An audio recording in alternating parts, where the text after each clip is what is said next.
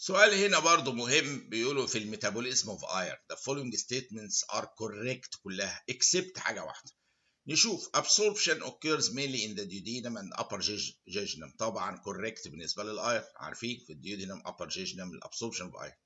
absorption is increased when stores are depleted. فعلا correct، ودي حاجة ايه فيسيولوجي، لما الستورز تبقى depleted بيحاول ايه البودي ايه يعوض ان هو يزود الابسوربشن. traces of copper are essential for hemopoiesis. فعلا correct، الكبر محتاج، الهيموبويسيس محتاجة ايه شوية كبر فعلا.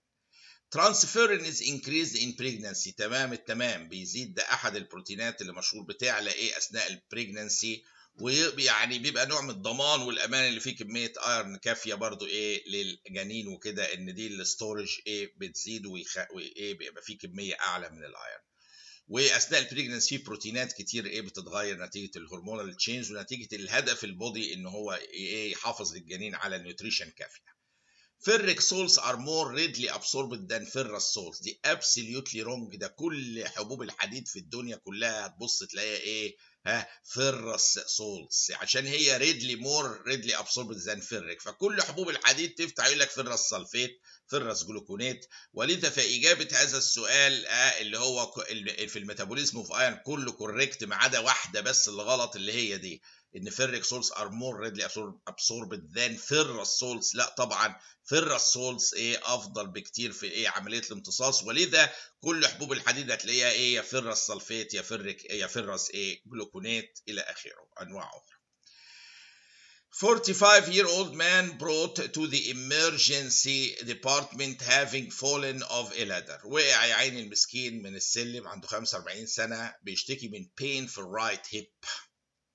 He is normally fit and well، ولكن وقع وعنده بين جامد في الرايت هيب.